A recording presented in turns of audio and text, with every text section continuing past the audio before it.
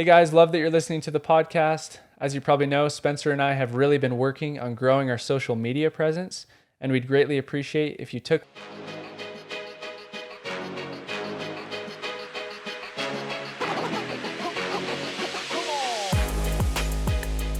What's up, Pickleheads? Welcome to the Picklehead Podcast, where we talk about everything pickleball. Today, just like the subject says, we're going to be talking about dinking. So we're going to be talking about the what, the why, the how, and everything in between to help you guys hopefully not only improve your dinks, but even if you're a beginner player, learn how to dink properly. So we're super excited to be with you. Thanks for joining us. I love it, Oz. Yeah, let's talk about first number one, the what. What is a dink? Don't worry, if you're a beginner, you'll love this. If you're an advanced player, you're also going to love this. We'll try to go over the basics, but also go into detail about some of these items. But we want to give you 6 points about the dink, like Austin mentioned. So the what. In pickleball, a dink refers to a soft and controlled shot played close to the net. It is a technique used to keep the ball low and near the net, making it difficult for the opponent to attack or hit a powerful shot in response. The dink is an important skill in pickleball as it allows players to maintain control and set up strategic plays during a rally. So when I was first introduced to pickleball and I saw people dinking, mainly senior citizens, no offense to any of them, I was like, what are they doing? I don't get it. I'm just gonna, with a little bit of a tennis background, I'm just gonna pound the ball, and I'm gonna win. But then when you go and play someone that knows how to dink and how to dink properly, you're quickly humbled. At least most people are. And so the dink, Exactly. What is a dink? Like I explained, we're just tapping it over the net. We're trying to get into the kitchen or the non-volley zone on the other side of the net. And the main purpose of what that dink is so that somebody, the opponent on the opposite end, doesn't pounce on the ball. We're trying to make them hit up on the ball. So if we can keep it low over the net and shallow, maybe they won't pounce on it. So that's basically what a dink is. It's a soft shot over the net. Oz, what do you have to add to that about what a dink is? Yeah, you nailed it on the head with everything about what it is. The reason that we want to dink is to make sure. It was interesting. Right when I started playing pickleball, I thought the same thing Spencer thought. And this is probably what every single person that doesn't play pickleball and comes from most other sports, especially tennis or other racket sports, is like, what are those nerds doing over there dinking it back and forth? Why don't they just speed it up and hit the ball hard at the person and win the point that way? But a dink keeps that ball low, and since it's below the level of the net, you have to hit up from there. So if you hit up, it's pretty much like hitting an overhead to your opponent. So learning how to dink is the number one best thing you can do for your pickleball game. And pickleball in specific, because like Spencer said, you have the kitchen where you can step into the kitchen and dink so long as you don't hit the ball out of the air. So if the ball bounces, you can hit the ball off of the bounce and step into the kitchen. But if the ball doesn't bounce, you can't step into the kitchen and hit that ball out of the air. Otherwise, you probably wouldn't see nearly as much dinking, and you would see people like right up against the net all the time. So there's that 7-foot barrier on both sides that makes it so that you can't go all the way up to the net, and speed ups just really aren't like what you'd see in tennis with people hitting the ball so hard like that. So a dink is an opportunity to keep the ball low, stay in the point, and try to make your opponent pop the ball up. Absolutely, yeah. So we have the why, and we have we have the what, and a little bit of the why of why we dink. Like I mentioned, for me it was kind of so we'll go into number 2, which is a little bit more of why we dink. I know we've touched on it briefly. Again, when I was first introduced to pickleball, I didn't quite understand why people were dinking. And so the first thing that I did was I was like, okay, I'm losing. to these better players, or these players that have maybe not necessarily great players, but players that have played for a little bit longer than me. I'm losing, so maybe I should dink. Not understanding why I needed to dink, not understanding the benefits of the dink, but just because other people were doing it. So I don't advise that somebody dink just because other people are doing it. And that's part of what this podcast is for, is let's understand why we're dinking. Let's make it beneficial for us instead of just dinking for no reason. So when I first started, I was getting like some high balls that I probably could have attacked. But instead of attacking those balls, I was still dinking those balls, still not really understanding why I needed to dink. And then the other point that I was going to make is so lower level players. I put here, if you're not dinking and you're noticing the opponent cannot handle the heat, by all means don't dink. So when you're playing at a real low level and hey, you're just having fun, this is rec play and you just want to have fun and you don't want to dink and you're just going to beat them, that's fine. But the problem with that is if you want to step up a level, or you want to start playing with better players, or you want to start playing tournaments, you're going to want to learn to dink. Because if you're attacking everything against somebody that's mid-level or high-level, I would say anywhere from 3-5 and up. We could even say from 4-0 and up. If you're trying to attack everything, you're not going to do very well in those tournaments. So you should definitely dink, like Austin mentioned, so that we're not popping the ball up for the opponent to attack. As far as why to dink, point 2, Aust, what do you have to add to that? Yeah, I totally agree with you. Right when I first started playing, everybody just said, man, if you can learn how to dink, because I come from a tennis background, they're like, you could be one of the best people here if you can just learn how to dink. And I just didn't get it. I was like, well, how do I dink? Kind of like, do I just hit it over the net over and over and over again and then never speed it up or anything like that? I just didn't get it. So I would speed it up way too often, and I would hit it to my opponents, and it would end up in a hand battle, and sometimes I'd come out on top, sometimes I wouldn't. Just because of my tennis background, I already had that experience. But I would speed up. As soon as I sped up a ball that was below the level of the net, I'm losing that point 90% of the time. And once I started playing against 4-5, 5-0 level area, I would lose these hand battles because I would speed up a ball that was below the net, and it just didn't make any sense. And it kind of brings to my memory, whenever I'm playing against lower level players, I have to make a conscious effort to remember to dink, because they don't want to dink. So I think to myself, I'm going to reset and I'm going to dink and play smart until I get a high ball, and then I'll speed it up. A ball that's high is anything almost net height or above. Those are the only balls that I'm going to speed up. And a lot of the time when I'm playing with lower level players, I will speed up those balls that are low because I can still win the point, because I can rely on my hands and I'm at that 5-0 level. So I'm like, okay, yeah, I can take these guys. Then I go play with my 5-0 friends the next day, and I'm not nearly as good because I'm making horrible decision after horrible decision after horrible decision. Yeah. So I think remembering the why behind the dink is you really can't make it to that next level unless you understand dinking and not speeding up balls that are below the level of the net, because ultimately you're going to form bad habits of just continuously speeding up the ball. So just catch them in the beginning, learn how to dink. You want to view the court as kind of a chess match where you're placing the ball to make your opponent uncomfortable. So you're trying to dink it to their backhand and then pull them out wide. So we're going to talk a little bit more about that throughout this podcast, where we want to dink to and stuff like that. But I think that that's something that's helpful, is just maintaining the focus. No matter who you're playing against, you have to dink. Yeah, I like it. And a little bit more on the why.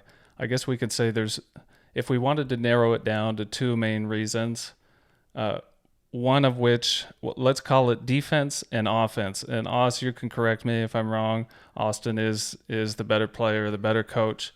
But if we wanted to narrow it down to two things on why we dink, I would call it defense and offense. Defense because we're trying to keep the ball low so that the opponent doesn't attack us. But at the same time, we want to dink so that hopefully the opponent, who's maybe not as good as dinking, or maybe we put it in a good spot, does pop the ball up so that we can attack it. So turning defense into offense. So the two main reasons, at least for me, would be at the beginner level, defense. Hey, we don't want it. We don't want to be attacked too much. Let's keep that ball low. And as you advance, let's move the ball around a little bit. Let's make them uncomfortable so that we can get some offense when they pop the ball up to us. Does that make sense, Oz? Yeah, and I guess just a quick tip to build off of that. It's super simple, but this is something that I would do in tennis is I would pick a spot above the net to hit to, and then I would continue to hit that spot. So like I would aim for a spot in tennis 3 feet above the net rather than aiming for a place in the court to hit. And if you continue to aim that same distance above the net and hit that same distance above the net, you'll continue to hit in the court in the same spot, if that makes sense. Yeah. Rather than thinking, I'm going to hit it, or if we were thinking in dink terms, I'm going to hit it in the kitchen right here in front of me. You can't aim for that because there's a net in the way. So you want to aim for a spot that is above the net consistently. So I like to pick a spot like 2 to 3 inches above the net, and then we'll talk kind of how, I guess is what we're heading into, is how to do the dink. So Spencer, you want to build off of how you dink? Yeah, and one more point on that, like you said, that net can really be a nuisance sometimes, just being there in the way. So yeah, like you said, that's a great thing to do. Another thing that I learned with dinks and with drops, we're not going to get into drops today, but that's where I learned it, is someone had taught me to pretend that there's like an extra string above the net.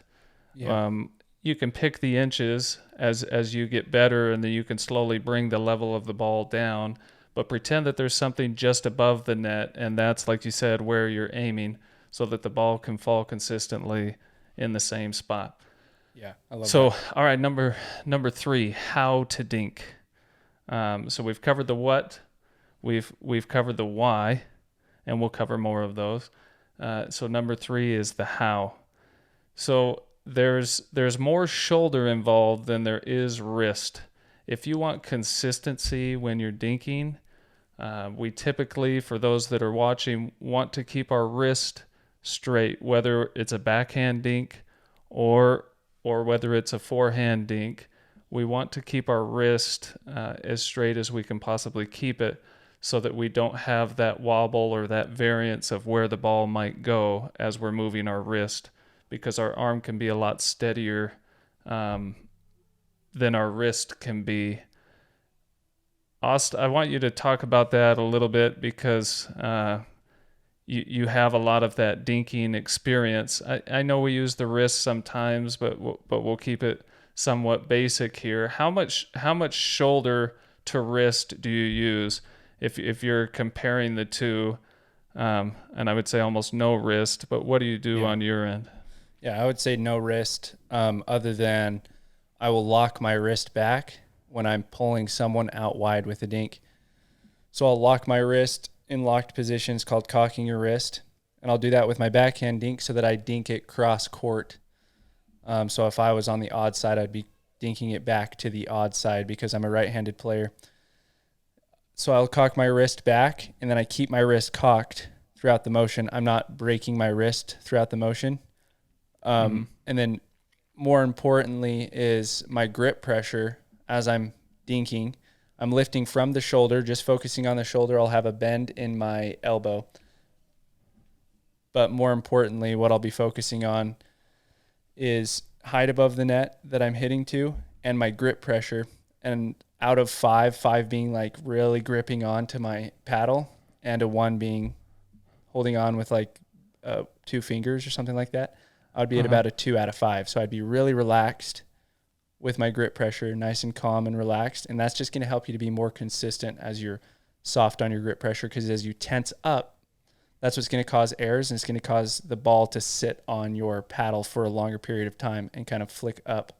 So it'll cause a lot of pop-ups is what they're called. People will be able to put those away. So I'd say the thing that I focus on more is just staying relaxed as I'm hitting dinks. And then, like Spencer said, lifting from my shoulder. I cock that wrist back. On my forehand, I'll cock my wrist back. But I really don't have any forward to backward motion as I'm hitting my dinks. It's what I call a windshield wiper when I'm doing a top spin dink, which is more advanced, which I wouldn't suggest starting with. But I'll cut up the ball, kind of brushing the back of the ball like I was giving the ball a haircut with my forehand side or with my backhand side. And I'll keep my wrist cocked backwards as I do that. But the way that I started was just lifting up at the ball. And I still do this a lot of the time, but sometimes I'll hit topspin to hit a more aggressive dink. But I will just lift, have a nice loose grip pressure, lift up from my shoulder, slight bend in my elbow, and I'm just going from A to B. I'm not going A, B, C, D, E all the way up.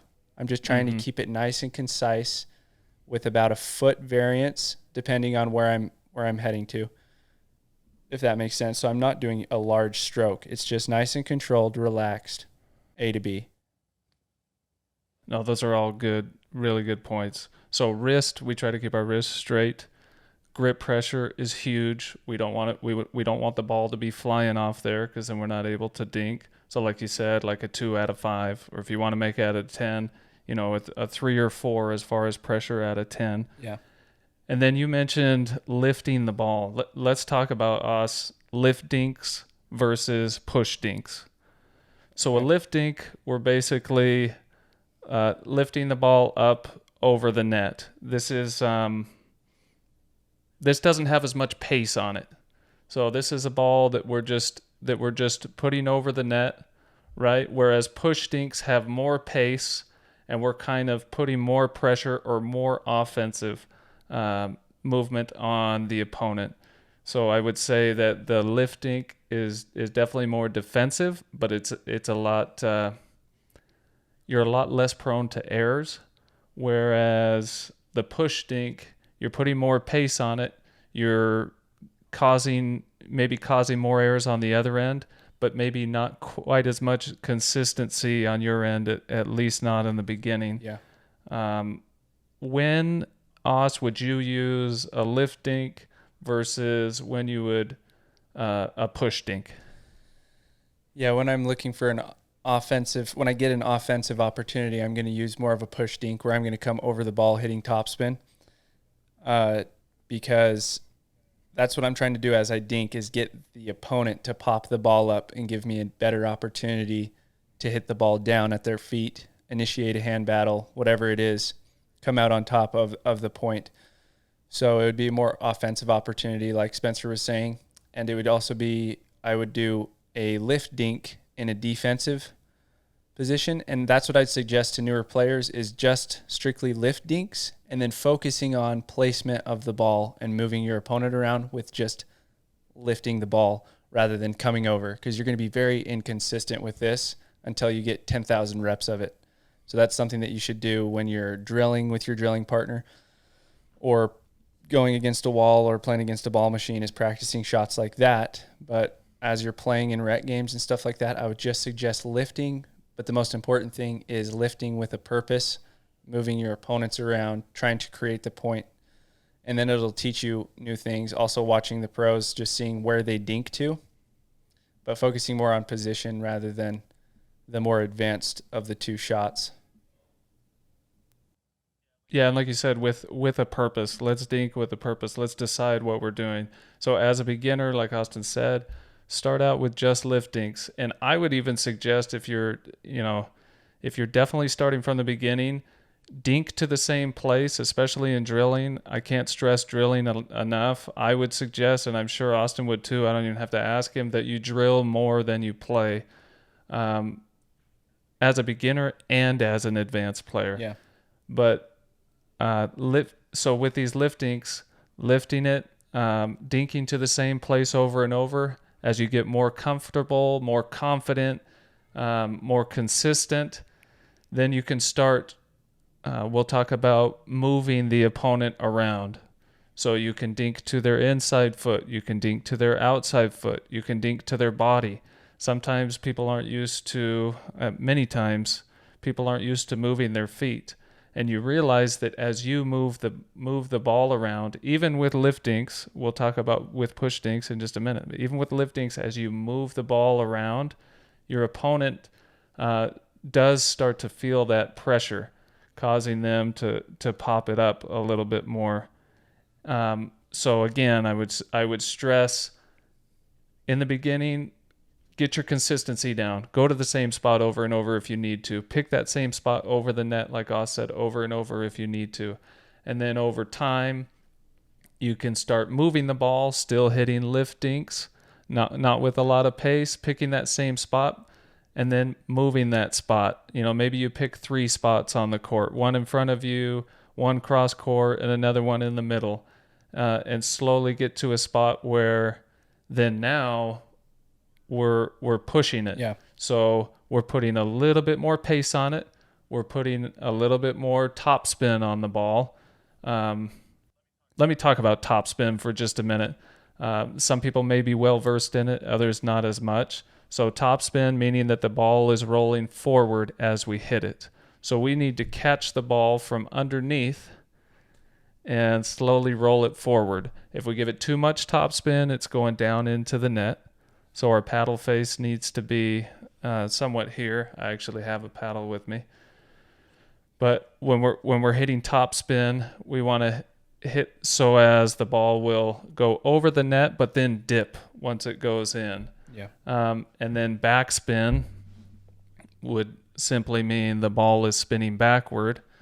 Instead, we're hitting the ball with our paddle somewhat in a downward motion, so that the ball can spin off backwards. So forward and down to get your backspin, and then forward and up to get your top spin.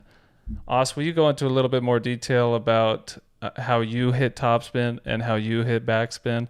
Because I learned a lot more watching you do it than I did trying to do it myself. Yeah, same with me. I learned a lot more watching pros do it. Just building off of what you said before is practicing hitting to the same spot consistently over and over again. When you guys are getting into rec games, what you want to focus on and what I focus on is a specific shot that I'm working on. So in this instance, it's dinks.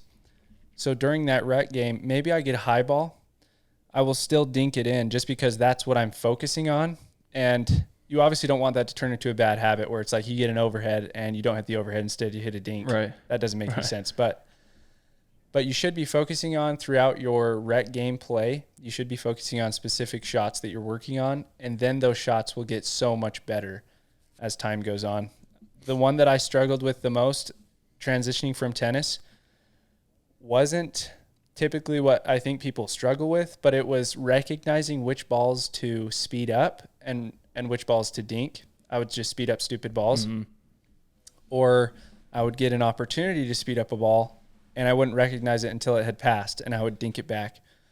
So I think starting like that is totally fine, and it's going to help improve your dink tenfold, but also focusing on, as time goes on, focusing on speeding up balls that make sense to speed up. And the best way to do that is whoever's the best player there, ask them questions. Don't be afraid to ask them questions. I've asked so many questions like, hey, how did you know to speed that ball up? How did you see that as the opportunity to go there, or whatever it is? Because people are willing to help, and it's probably going to make that person feel like really, really good and really like you too, because like, oh man, these guys trust me. They think that I'm a really great player. So I think that that's really important. Whoever's the best player there, ask them specifically whatever it is that you're struggling with, how you can improve on it, and you'll just get better and better. And that's what I've been continuously trying to do throughout my pickleball journey. Yeah, I've had it. Sorry, go ahead. One more point with that. I mean, that's a great point. Is to be humble in the beginning. You know, you come from another sport. You're like, this person's older than me. This person's not as athletic as me. And then you get crushed by them. It juices their ego, and they are much more willing to help you if you ask them for help. Like, typically before I ask someone for help, I'll say, I noticed that you hit this ball like super well, and I have no idea how to do that. Can you teach me how you do that? You know, just like you said, 9 times out of 10, they're going to be very willing to help you, even super advanced players, because people like to be noticed. I mean, everybody does, right? But if you can be humble enough to compliment them and ask the question, and that's a great way to get help on the court. They might even be willing to drill with you for a minute. You know, they'll say, "Hey, here, I'll show you. I do it this way," you know, and then they can have you practice it with them. Okay, sorry, what point were you going to next? Yeah, they're not going to shut you down. Chances are you're going to get some humble pie, because you'll go in as this you think that you can beat everybody just because you've watched the pros and you're like, that's easy, whatever they're doing. Then you'll go in, you play, and you're like, holy crap, this is actually pretty difficult, playing against better players and people that have won tournaments, higher ranked players and stuff like that. But they'll all be willing to help you. If they aren't, that's a pretty rare person. Anyways, so yeah, top spin, the way that I like to teach it. So I actually taught tennis from the age of 16 to 18. Then I went on a mission for my church to England and came back, and I taught tennis again from the age of 20 to 22 or around there. And then I picked up pickleball, and I've just been teaching pickleball on and off, practicing pickleball ever since then. I'm 25 now. So the way that I would like to teach it is, you want to view a ramp in front of you, like a bike ramp you're going to shoot off of. So they start low and then they come up high, but it's also coming out as it's progressing through. So I like to think about the top spin motion as out and up the ball. So I'm starting out and coming up as I continue out. I'm not just coming straight up and down. That's not going to work.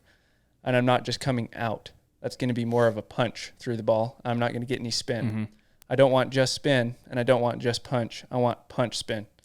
So out and up, and I like to view that I'm coming up that ramp and I'm shooting off of it.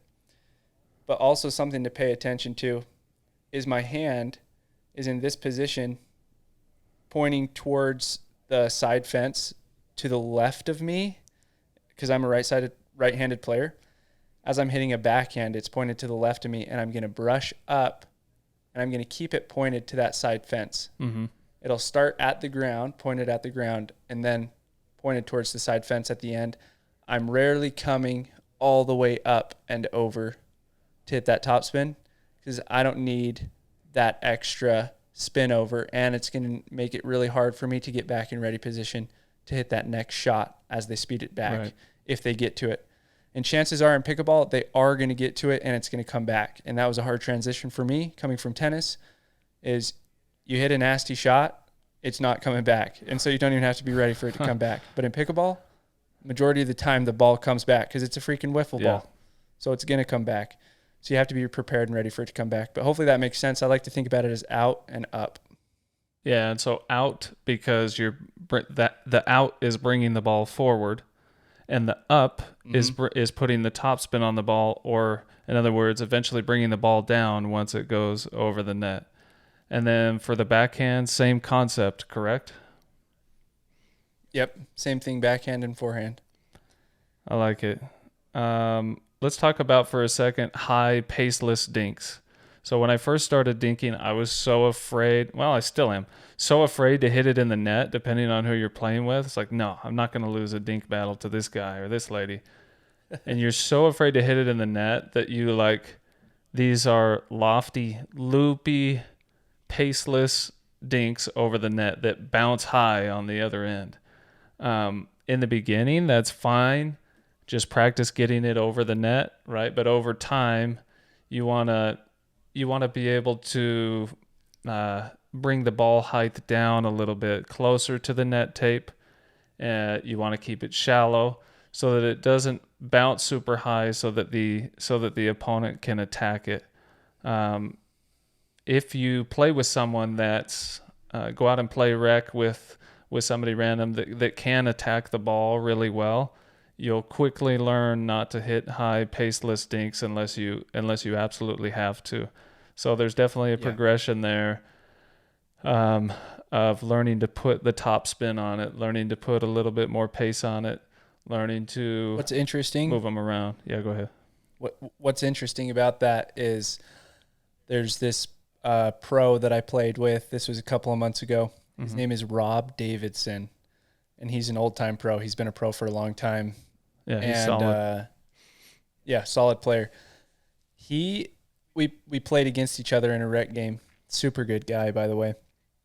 And he would actually hit these lift dinks towards me high, and they would bounce. They were short enough to bounce, but they were like high bouncing so that they would bounce above the net. So I would speed it up because he knew if he got in a hand battle with anybody, he was going to win that hand battle. So he would like try to set that up. So there is a strategy for those of you that are listening that are higher level. And that's what I would suggest for higher level players where you feel like you're the best player on the court. You can actually hit these lift dinks a little bit high and then just be ready because that speed up's coming and you just baited them into it and hook, line, and sinker, take that thing in and hopefully you can shoot a winner off of it. But that's what he continued to do until I figured it out. I'm like, hey, man, this guy's just setting me up here. I'm just going to keep dinking it and dinking it and dinking it and dinking it instead. Yeah. And purposefully dinking it really, really helped. Let them speed it up. Chances are you're going to come out on top if they're the ones speeding it up at these, we say lower levels, but I just mean by lower levels, anything below pro. Right. You're going to come out on top majority of the time if you're the one that continues to dink and waits for them to pop it up or speed it up. Yeah, that's a great point. And that's definitely happened to me, but I didn't even think about it. But if somebody's baiting you into it and they know they're going to beat you on the counter, maybe it's a good idea just to dink back. But if you know someone doesn't have great hands, that's another way to go too. Also, let's talk about moving your feet. Something that's helped me tremendously, and I feel like I'm starting to finally figure it out.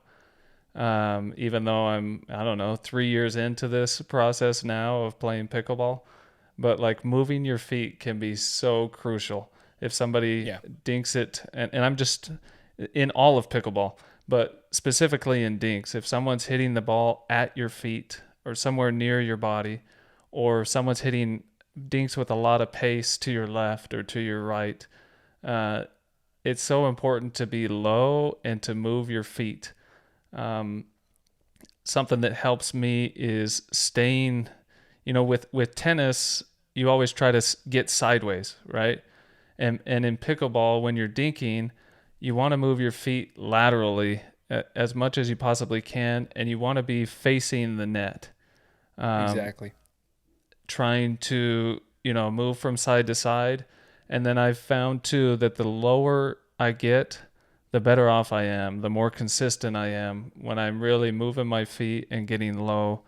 For any of you that follow pro pickleball, I think about Anna Leigh Waters and how low she gets, or I think about Catherine Parento also. How, there's lots of balls she shouldn't even be getting, but she's so low and she's trained herself and she's done workouts to be able to get that low. And both of them are so good at moving their feet. Also, what's something that listeners can do to help them with their footwork, specifically with the dinks? Yeah, I like what you said about focusing on keeping your feet moving laterally. You don't want to close your body off to the court. So when you're hitting a dink on your left side, you should be using your left foot. Mm-hmm. Like keeping it out wide. I don't know how to describe it without showing you guys, but making sure that your left foot is you're still facing the net as you're hitting the dink and lifting. If it's out wide on your right side, it should be your right foot is still facing the net. So you're not crossing your feet over. You're keeping an open stance. And that'll help you so that you're ready for that next ball to come back, because you're so close to each other at the net that if you slightly pop it up and you turn your body and take a couple of extra steps and get to that ball and then you turn around, you're too late and they're probably going to handcuff you. Whereas if you can keep your body open, you'll be a whole lot quicker. So that's really what's helped me, and something I've been focusing on is trying to keep like how a goalie would, where they are trying to block the ball from getting into the net. They're focused on keeping their body flush towards their opponents. And so you want to do that too and jump off of that inside foot to come out to the outside and hit that dink. keep your body just open towards the court. Does that make sense? Does that Oh make yeah, sense, you Spencer? explained it great. Okay. We'll have to if you check us out on Instagram, it's Picklehead Pod on Instagram. We'll throw some videos out there more on footwork here shortly. So follow us on there, and we'll show you that. The goalie is a great example of that because they're trying to cover as much of the goal as they possibly can. You want to make yourself big when you're dinking, so that the opponents maybe won't want to dink to you, or in an effort to shrink the court. What I mean by shrink the court is if you can make yourself big and you can make it seem like you're everywhere with your footwork, your opponents will start to hit a lot or start to make a lot more errors because now they're trying to hit towards thin little areas of the court, or they're trying to hit, the line down the line, and they'll probably miss wide. If you can use your footwork, like I'm not a big person by any means. I'm 5'8" and 150 pounds soaking wet, but I can kind of make myself seem bigger than I am, and like I'm covering more court if I'm really moving my feet. I know it really throws me off when there's really good players that have really good footwork because I'm like, I don't want to hit on that side of the court. Yeah. And the problem is that side of the court ends up being like 3/4 of the court because they're covering the court so well. And so it's like, okay, now I only have 1/4 of the court to hit to. Or if I want to hit to their side, I only have this little sliver. So footwork and getting low, and I guess kind of being like a goalie. Man, I like that analogy. That's a good idea. Being like a goalie, you're covering so much more of the court. Yeah, I actually stole that from Federico Stackshrud when he came on our pod. Yeah. All right. Yeah, that's a good one. I just want to stress on this point, number 3, consistency comes from tons of drilling. Drill as much as you can. Hit 1,000 balls, and when you're done hitting 1,000 balls, hit 1,000 more. My drilling partner here in Vegas, he's the one that came up with it. He's actually a coach. But we have a DINK drill that I'll quickly explain to you, where we want to do 150 dinks consistently. But at the same time, we don't just want paceless dinks. You can start out that way. They can just be, over the net on the other side dinks, and do 150 from the backhand side, and then do 150 consecutively in front of each other, and then 150 from the forehand side. Just trying to increase your dink game. But what we do is, so we'll count out loud and we'll say 1, and I'm trying to make them difficult dinks for him at the same time. I'm going to his inside foot. I'm going wide. I'm going at his body. I'm going short. And so we'll count back and forth. 1, 2, 3, right? Obviously, we all know how to count.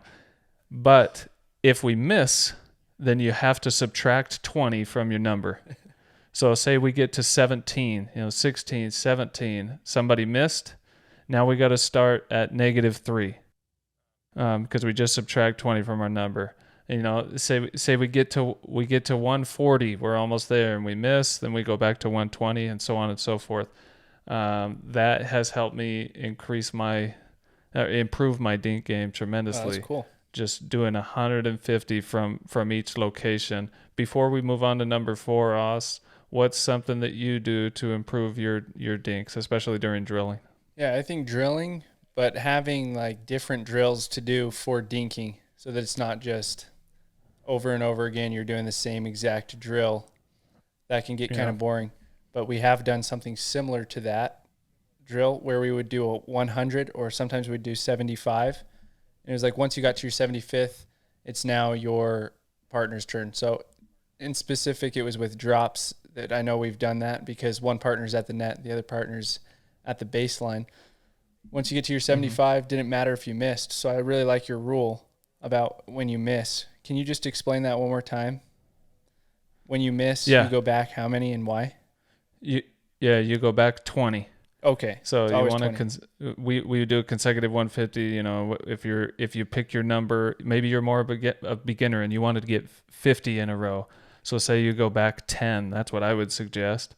That's And cool. so you get to number 30, and then you guys miss. Well, now you're back at 20, 21.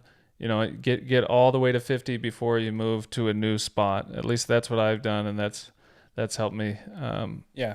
It gets really competitive too with whoever you're drilling with, regardless of who it is. Even if it isn't a competitive person, like they want to be able to hit more difficult dinks, and then you do also. So you're kind of bouncing off each other, getting better at the dink. Yeah, I really like that. At least that's That's a how. good example. So my app that's coming out, it's a drilling app, and it's every single week you guys will have 3 new drills that will come in per skill. So an example of a skill would be dinking, just like how we're talking about today, or dropping, or volleying, or hitting your ground strokes or drives.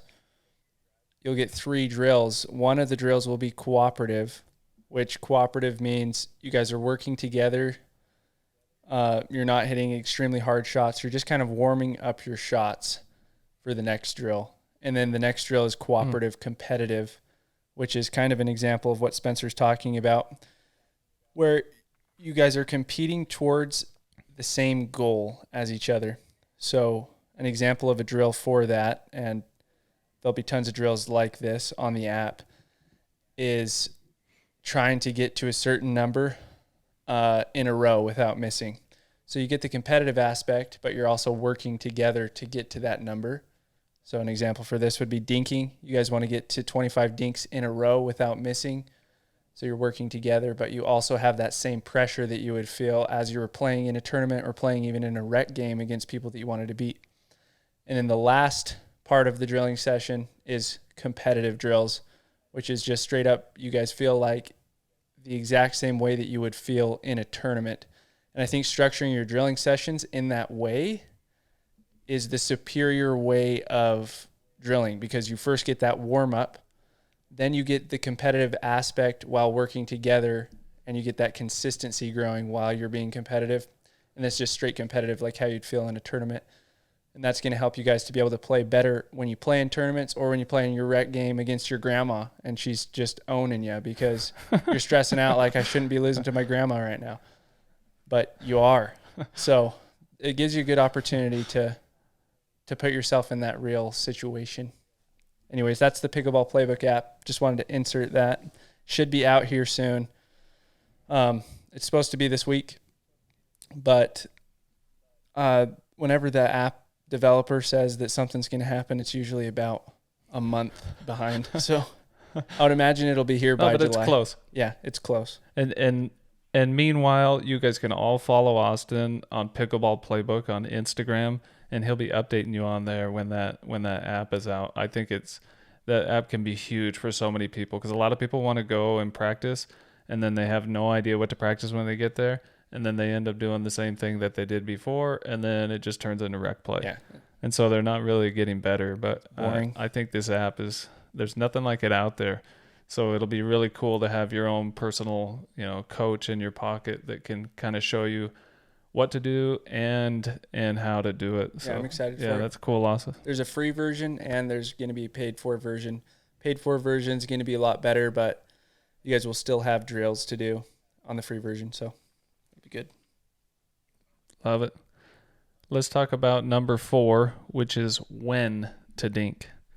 The first obvious answer is to dink when the ball is hit low to you. Like you mentioned earlier, if you're at the net and you get a low ball, it's typically not a good idea to speed that ball up. Every once in a while, I guess you can speed that ball up to kind of throw your opponent off guard. Yeah, give it a try. Yeah, if you do it more than once, it's just not a good idea. So when we dink, we're dinking when that ball is dinked to us, or when that ball is low. So we want to somehow go from defense to offense, but sometimes that can take 10 shots. Sometimes that can take 20 dinks before we finally get a high enough ball that we can attack. And if you do get a high ball, for the most part, attack it. There are situations where if someone's baiting you and they want you to attack it, you can always attack the other person, or you can keep dinking. What were you going to say, Oz? Yeah, it's weird because when you're first starting out, or even when you've been playing for a few months and you're playing against better players, you will just think to yourself, man, it's like it's boring to just dink and you don't really have a strategy in your mind. So like figuring out when to dink and also where to dink to really, really helps with that. But focusing more so on not speeding up the ball, because you don't want to go into a match or into rec play just saying, okay, all I'm going to do is just dink. That's my whole goal. It shouldn't be your whole goal. Yeah. It's weird because you have to find that balance where it's like, here's a pop-up, a ball that's a little bit higher. That one you got to speed up. So, Yeah. and I know I'm kind of contradicting what I said earlier where you want to practice one thing, but the only way that you're going to get better is if you're specifically practicing something that you're working on. So if it is that you're working on dinking, then by all means, strictly just dink for that entire rec game. Just try it out, and your dink will really, really improve. Not as much as it would improve drilling because you're going to be hitting a lot more balls. But if you're focused on, like how I was, recognizing the right opportunities to speed up and stuff like that, then you should be focusing more so on that. But at the same time, still erring towards dinking if you're not sure. So if you're not sure, just always dink, and then your decision making will be a lot better. And that's what I've found with my game, is my decision making has become a lot better. I still make stupid decisions all the time where I'll speed up a stupid ball. Like, that was dumb. And sometimes it works out, like Spencer was saying. Like, try it out. It might work out. A lot of it is trial and error and figuring that out, but I would say error on the side of just dinking. I like that. That's good advice.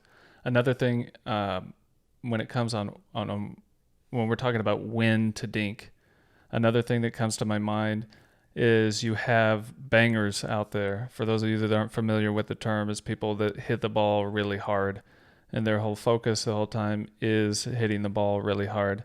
And sometimes that can be really intimidating. This person might not have as much skill as you do in pickleball, but say they came from tennis and they're just sitting there killing the ball. The best thing you can do in that situation is to start dinking that person, because they just want to speed it up. That intimidation will kind of go away, because now you're dinking at their feet. If they speed it up, you're ready to attack it. Or if they speed it up too hard, they're going to hit it out of bounds.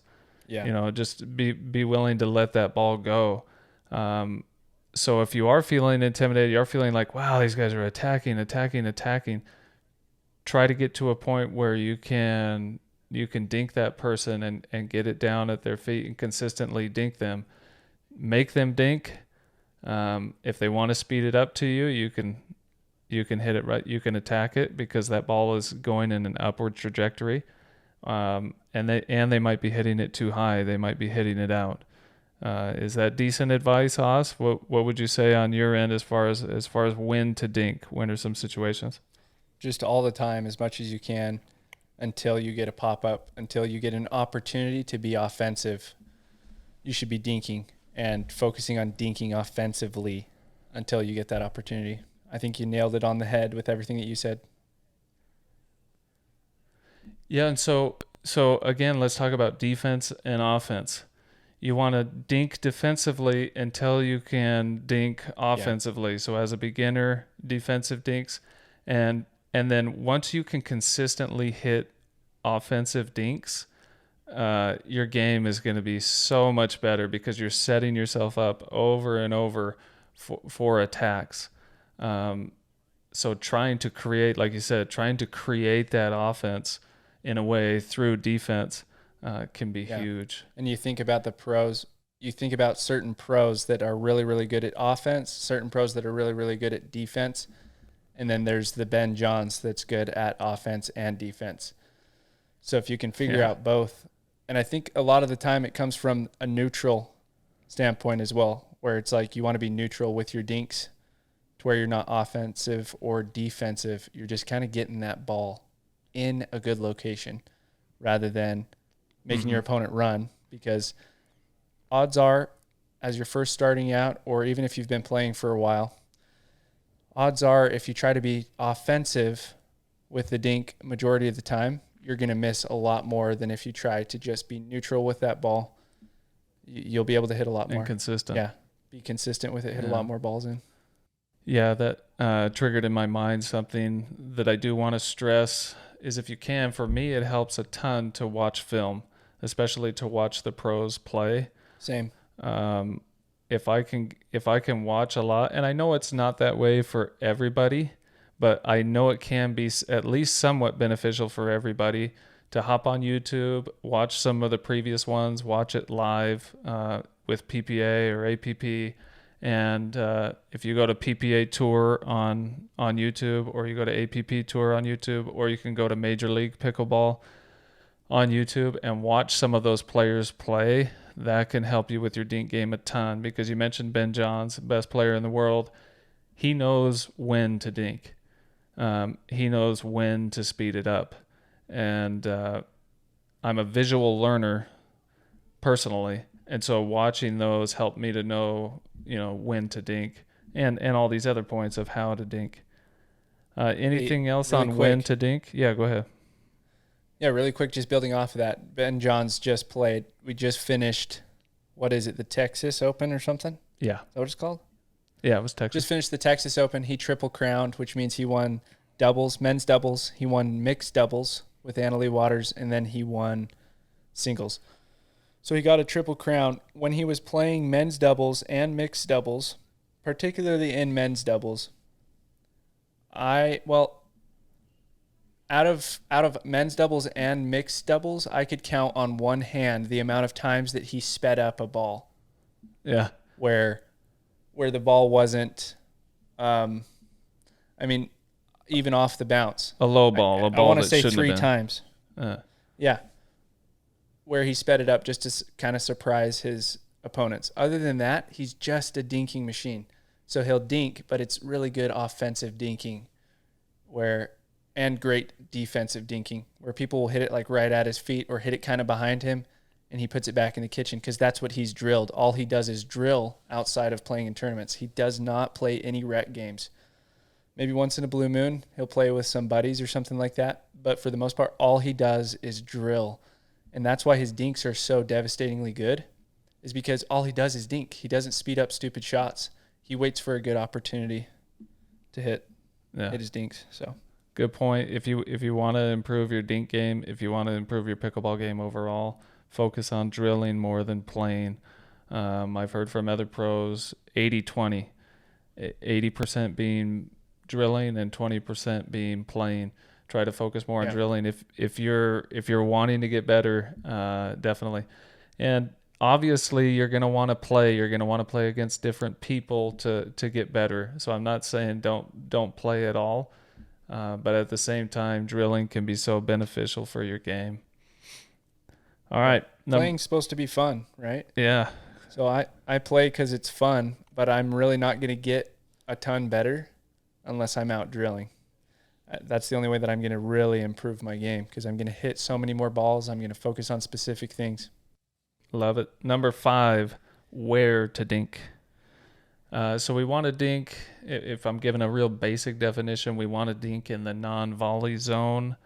So that's the 7-foot deep rectangle that's in front of the net. That's typically the area where we want to dink, because someone cannot hit a volley out of the air if they are within, stepping within that rectangle. They'd have to let it bounce first. So the dink needs to go there. And as we've mentioned a bunch of times, you want to be able to move the ball around over time within the non-volley zone, not just hitting the same spot. Start with hitting the same spot and then move that ball around until you can consistently move that ball around with the dink and cause a pop-up. And then another place on where to dink would be that the net is lower in the middle than it is on the sides. So it's 36 inches at the posts or at both ends of the net, and then it tapers down in the middle and gives you 2 more inches, so it's 34 inches right in the middle. So when you're dinking, if you're worried about hitting the net as you get more aggressive, as you maybe speed up those dinks a little bit or put more topspin on it, your safer location is typically over the middle of the net. So if you want to hit backhand to backhand across court, you're going over the middle of the net. Forehand to forehand over the middle of the net. You can dink middle. You can always dink straight across from you, but keep in mind that the net's a little bit higher there, so that's maybe something else you could drill. As far as where to dink, Os, what's your suggestion as far as where to go? Not necessarily who, because that's our last point, but where to dink to. I'm glad you told me not to say who, and that was the last point. Otherwise, I would have jumped the gun. Building off of that, cross court. Let's start with middle. So I want to dink middle when I'm in a defensive position. So if someone pulls me way out wide, I want to dink back up to the middle rather than trying to pull them back out wide. Because I'm in a defensive spot, it's going to be a lot harder for me to hit it all the way back over cross court. It's a lot smarter decision. You'll see this with the pros. They get pulled way out wide. They just dink it right up the middle, and then they close back into the middle just in case someone wants to speed it up. What that does is it neutralizes the point because your angles on the court aren't nearly as big from the middle. And we just saw this with Leah Jansen. She's a professional. She played against Annalie Waters, who's #1 woman in the world in singles, and she took a game off of her. She had some match points, some game points, but she still lost, and it was pretty devastating for her because her record is 1-18, 1-17. I think it's 1-17 against Annalie Waters. But this time she was so extremely close to beating her because she took away Annalie's angles by strictly hitting the ball up the middle. Because when you hit up the middle, the court becomes smaller. If you hit out wide, they can either go down the line or they can pull it way cross court. And so you kind of just have to guess where you're going. So it neutralizes the point by dinking to the middle. And I think it's something that you have to go stand out on a court and try and hit angles from the middle, and then go stand on the side of the court and try to hit angles from the side of the court. And you'll see that you have a lot more opportunities at angles from the side of the court as compared to the middle of the court. So if you're in a defensive position, dink middle. Majority of the time, you want to be dinking cross. And by majority of the time, I mean 98% of the time, you want either cross or middle.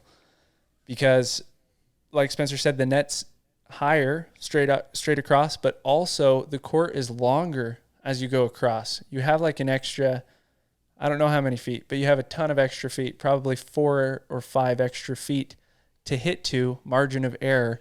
So it makes a whole lot more sense. And also people can't Ernie as you get to higher levels. They can't jump over the side of the kitchen when you're doing it cross court more. So that's what I'd say about the where, is making sure that you're focusing on going middle and cross majority of the time and not straight up the line.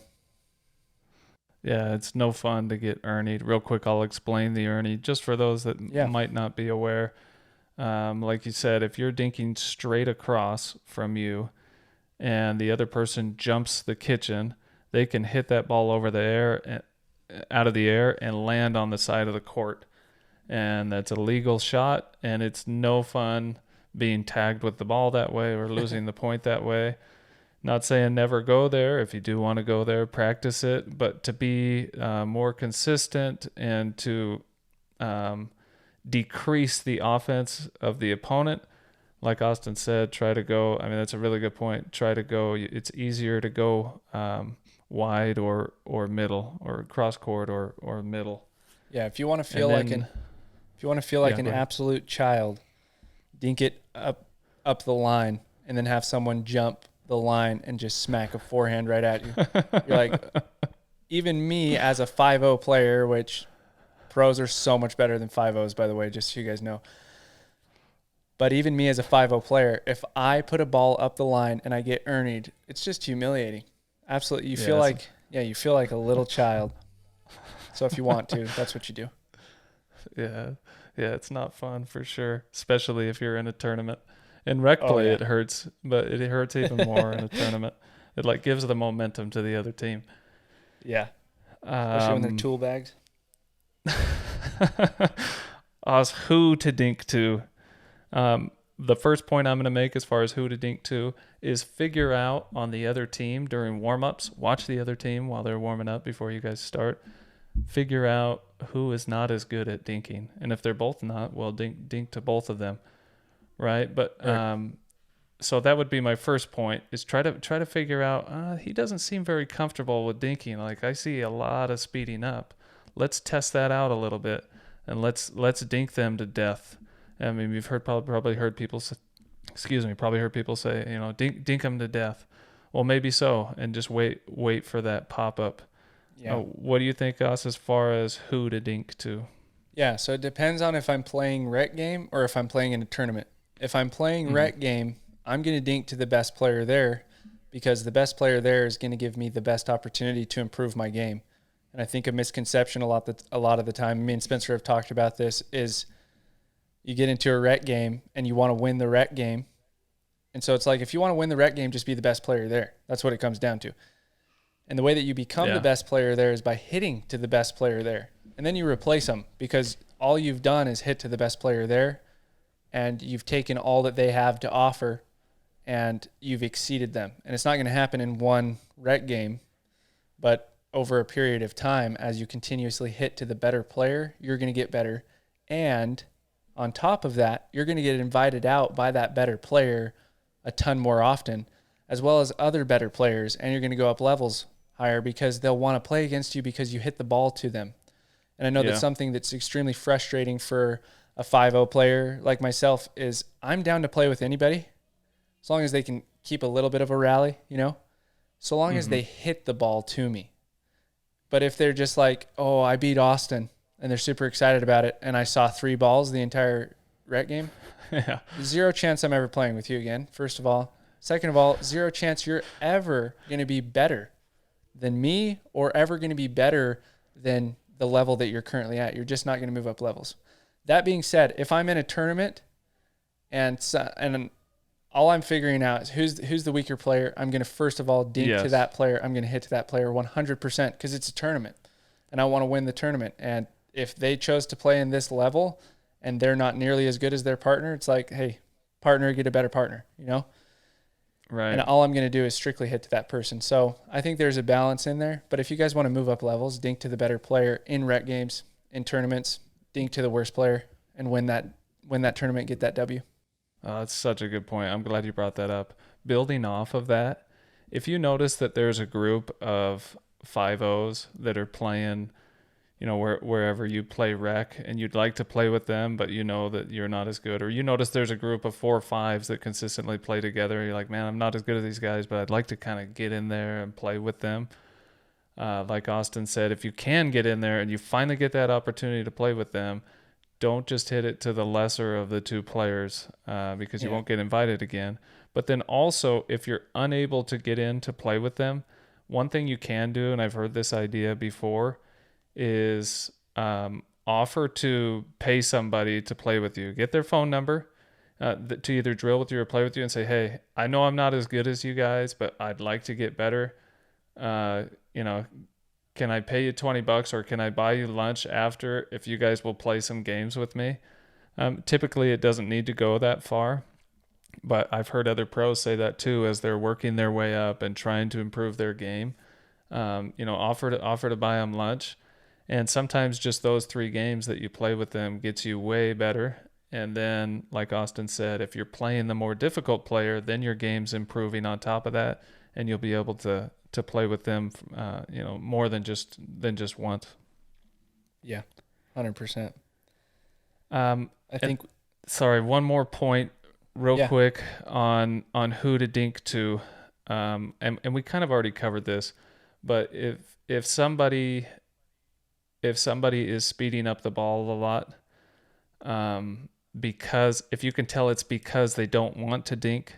Not because they're so good they can speed everything up, they can speed it up from low, they can go anywhere they want, but just because they're uncomfortable dinking, I would definitely suggest dinking to that person And I'm talking about tournament play here, not necessarily improving your own game, but just dinking to the person that just wants to speed it up because they don't want to dink. You still remember your thought now that I cut you off? Yeah, I do. I totally agree with that too. And sometimes they'll catch fire. So then it's like, okay, dink to the other person. And then when Yeah. that doesn't work, or another great strategy is to dink to a specific location. And then obviously you want to make sure that you're changing it up.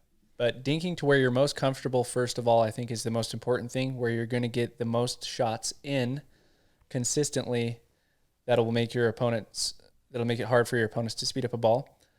After that, it comes down to pinning your opponent. So a good strategy that I like to use is I will pin one opponent and I'll talk to my partner. Okay, we're going to pin this guy. He's probably the weaker of the two in a tournament. We're going to pin whoever it is against the sideline. So we're going to hit every dink to that corner.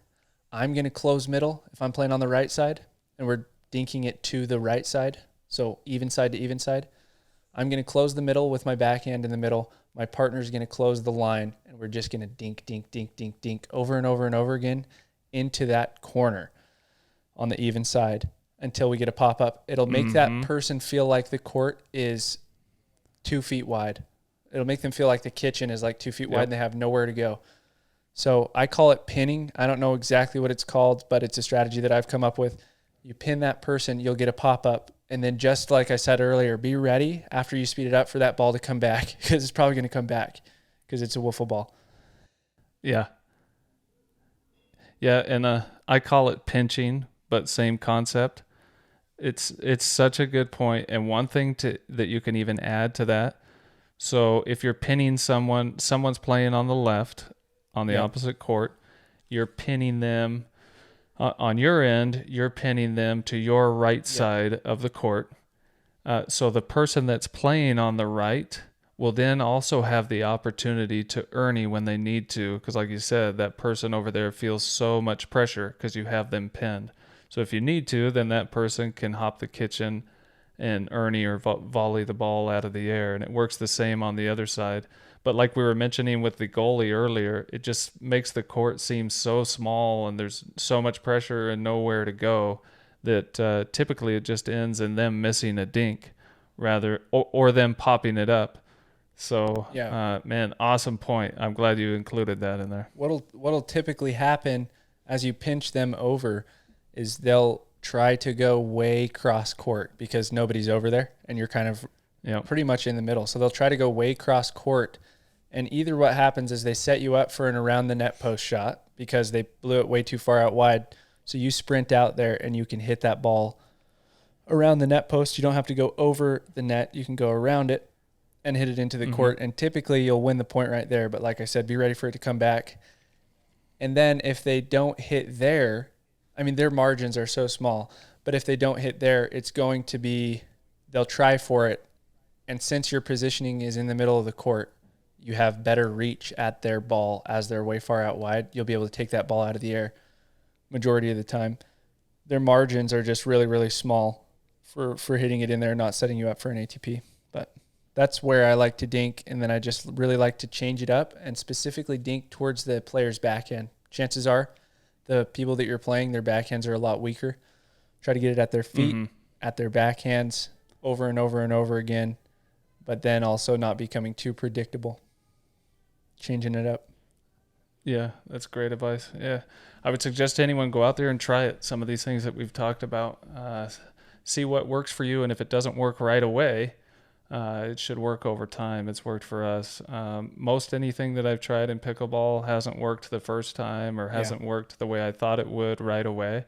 But then over time, with lots of drilling, lots of practice, it's gotten better. So those are our six steps or 6 points to the dink.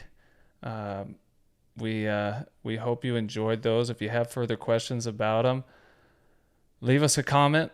Let us know whether you're watching on YouTube or listening on Apple or watching on Spotify. Feel free to comment on there and send us your questions. And we're also consistently posting things on Instagram. Austin on Pickleball Playbook. You can follow there. both of us on Picklehead Pod on Instagram. Check us out. We're trying to give you as many tips as we can. If you're interested in improving your game, we'd love to help you out, right, Oz? Exactly. Yeah, we appreciate you guys being with us. Hopefully you guys have found some value, and hopefully this will help you guys to improve your dink. And that is it. Appreciate you guys being with us. We'll see you later. Later, Pickleheads.